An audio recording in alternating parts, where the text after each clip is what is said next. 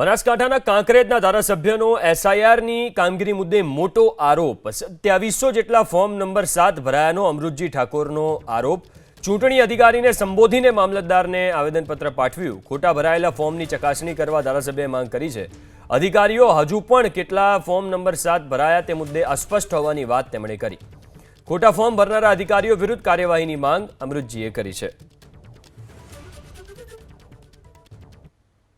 समाचार है कांकरेज विधानसभा अंदर भारतीय जनता पार्टी कहवाता आगेवानों और कार्यकरों द्वारा कोई ऑफिस में बेसी अने निर्दोष मतदारों जे आ भारत देशना मतदार है ए मतदारों ने नाम मतदार यादी में डिलीट करवा माटेना फॉर्म भराया है और आवा लगभग 2700 आसपास फॉर्म थाय छे।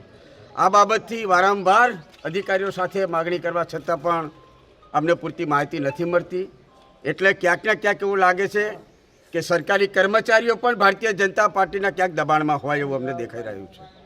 एमां क्यांक निर्दोष सरकारी कर्मचारीनो पण भोग लेवाय एवी भाजप निम्न कक्षानी राजनीति करी रह्युं छे।